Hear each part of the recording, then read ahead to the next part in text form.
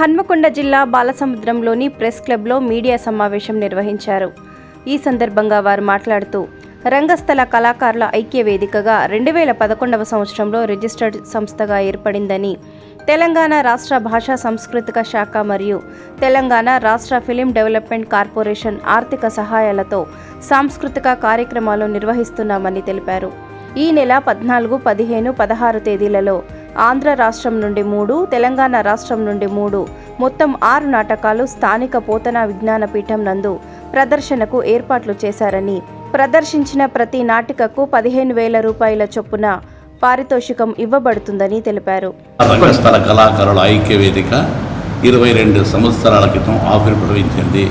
అప్పటి నుండి 15 సంవత్సరాలుగా మేము ఈ నాటక పోటీలు నిర్వహిస్తున్నాము.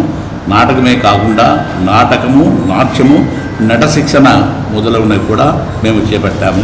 ఈ సంవత్సరం మే 14, 15, 16 తేదీలలో స్థానిక పోతన విజ్ఞానపీఠం వరంగల్ నందు మేము ఈ కార్యక్రమాలు అంటే ఆహ్వాన నాటక పోటీలు నిర్వహిస్తున్నాము. దయచేసి ప్రేక్షక మహాశయులు ప్రజలందరూ అధిక సంఖ్యలో పాల్గొని మా ఈ కార్యక్రమాన్ని విజయవంతం చేయవలసిందిగా కోరుతున్నాము. కాజీపేట తిరుమలయ్య, అధ్యక్షులు, రంగస్థల కళాకారుల ఐక్య వేదిక.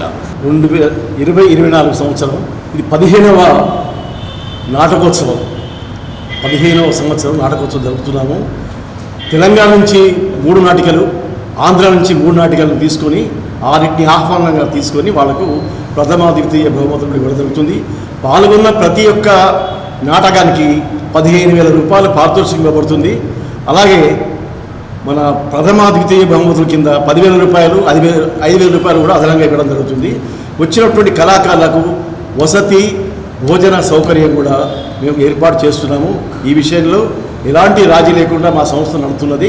కాబట్టి ప్రజలంతా కూడా అధిక సంఖ్యలో పాల్గొని మా యొక్క ప్రదర్శనను విజయవంతం చేయవలసిందిగా మనస్ఫూర్తిగా మా సంస్థ తరపున కోరుతున్నాం.